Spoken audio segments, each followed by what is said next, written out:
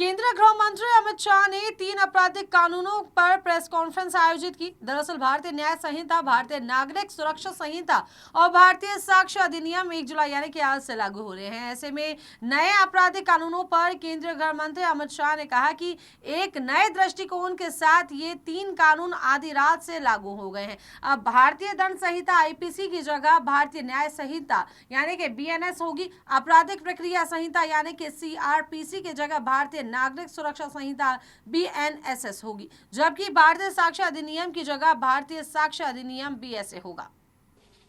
इसके लिए भी आगे पर मास्टर ट्रेनर्स की कई बैच स्थानीय भाषाओं में तैयार हो गई हैं। 20,000 पब्लिक प्रोसिक्यूटर्स को ट्रेन किया गया है और लगभग हर प्रोसिक्यूटर को एक ऐप दे दिया गया है और नए कानून छापे हुए दिए गए हैं कि पुरानी धारा कौन सी थी, नई धारा कौन सी है। प्रिजन के 51,224 कर्मचारियों का ट्रेनिंग हुआ है और फॉरेंसिक के 4,000 कर्मचारियों का ट्रेनिंग हुआ है। कुल मिलाकर ट्रेनिंग की संख्या पुलिस में 6 लाख, प्रोसिक्यूशन में 4,000, जुडिशरी में लगभग 20,000, फॉरेंसिक में भी 4,000 और प्रिजन में 10,868 मास्टर ट्रेनर अभी काम कर रहे हैं। मित्रों, ये संहिता के लिए कुछ विपक्ष के मित्र अलग अलग बातें मीडिया के सामने रख रहे हैं कि अभी ट्रेनिंग नहीं हुई है, चर्चा नहीं हुई है। मैं आप सभी को बताना चाहता हूं कि लोकसभा में कुल मिलाकर 9 घंटा और 29 मिनट चर्चा हुई है। 34 सदस्यों ने इसके अंदर पार्टिसिपेट किया है। राज्यसभा में 6 घंटा और 70 मिनट चर्चा हुई, 40 सदस्यों ने पार्टिसिपेट किया है।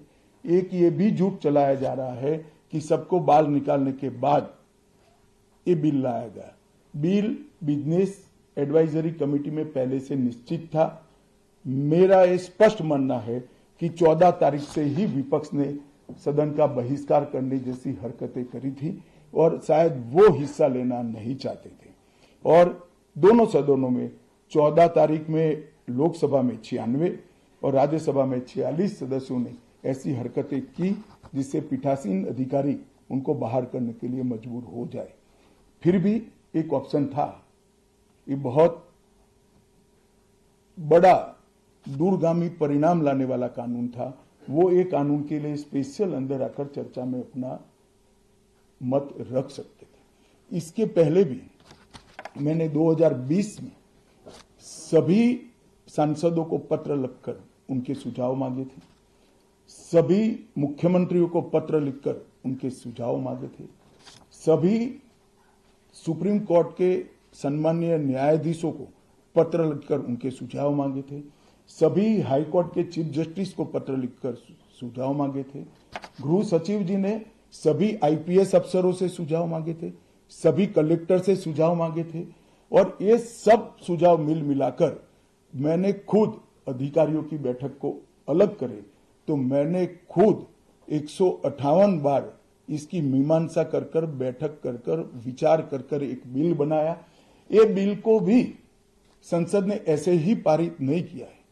गृह विभाग की समिति के पास ये बिल को भेजा गया। 2.5 महीना या तो 3 महीना इस पर विशद चर्चा हुई। सभी दल के सांसदों ने इसके अंदर हिस्सा लिया है, अपने सुझावों को रखा है।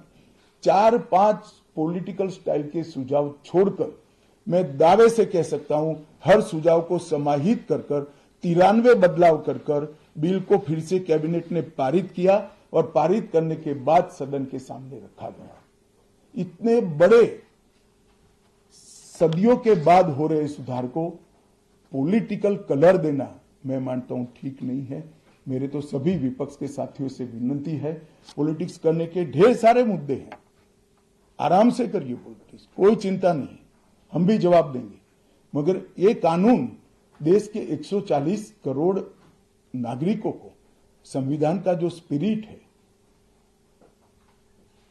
न्याय और आत्मसम्मान, वो समय पर दिलाने की एक एक्सरसाइज है। तो आप सभी लोग इसमें कोऑपरेट करिए और मैं मानता हूं कि जिसको भी कुछ कहना है, मेरा दफ्तर हमेशा खुला है, मैं अवेलेबल हूं। मिलने से पहले रोड पर जाना मैं मानता हूं ठीक नहीं है। चर्चा करनी चाहिए, कुछ भी हो बात करनी चाहिए। और मेरा स्पष्ट मत है जो मैं आज बेबाक तरीके से आप लोगों के सामने रखना चाहता हूं, रिकॉर्ड के आधार पर कह सकता हूं मैं, भारत के आजादी के बाद किसी भी कानून पारित कराने के लिए इतनी लंबी चर्चा का प्रोसेस नहीं हुआ है। ये मैं रिकॉर्ड पर कहने के लिए तैयार हूं।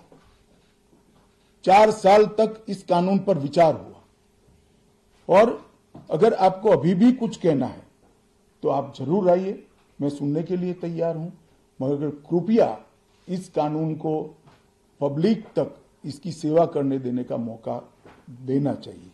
समय पर न्याय मिलेगा तो देश का भला होगा, संविधान की सुरक्षा और आत्मसम्मान की भावनाओं को नागरिक प्राप्त कर पाएंगे तो देश का भला होगा। और सबसे बड़ा बदलाव है, हमने थोड़े धैर्य के साथ टीथिंग प्रॉब्लम को देश की जनता ने भी बड़े धैर्य के साथ लेकर सिस्टम को सुधारने का मौका देना चाहिए। और मैं सभी दलों से भी कहना चाहता हूं कि राजनीति से ऊपर उठकर आप इसका समर्थन करिए और जो भी सुझाव जनता के हित में है लेकर आइए। हम इस पर चर्चा करने के लिए तैयार हैं। आप लोगों के मन में कोई बात है तो आप जरूर पूछ सकते हैं। सर, मैं नीरज पांडे हूं, एबीपी न्यूज से। मेरा सवाल है सर, पहले के कानून में किसी आरोपी को जब गिरफ्तार किया जाता था तो 15 दिन के रिमांड की व्यवस्था थी।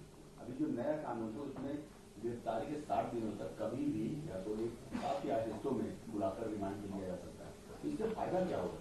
नहीं, मैं आपको समझाता हूं, ये भ्रांति फैलाई गई है कि रिमांड का समय बढ़ाया गया है। मैं स्पष्ट कर देना चाहता हूं कि नए कानूनों के तहत, बीएनएस के तहत रिमांड का समय 15 दिन का ही है। मैं आप लोगों के सामने डिटेल में बताना चाहता हूं, आरोपी को आज पुलिस ने कस्टडी में लिया, कोर्ट ने रिमांड दे दी और आरोपी अस्पताल में भर्ती हो जाता है और 15 दिन तक अस्पताल में रहेगा तो क्या इसकी पूछताछ नहीं होगी? पूछताछ करनी चाहिए या नहीं करनी चाहिए? इसलिए हमने प्रावधान किया है कि 15 दिन की अपर लिमिट के अंदर, 60 दिन की अपर लिमिट के अंदर पुलिस इसका रिमांड ले सकती है। वरना उसको तो जुडिशियल कस्टडी में जेल में पहले भी रहना था और बाद में भी रहना है। एक दूसरा आरोपी पकड़ा जाता है, पुलिस को दोनों को इकट्ठा करके पूछताछ करनी है तो कैसे करेगी?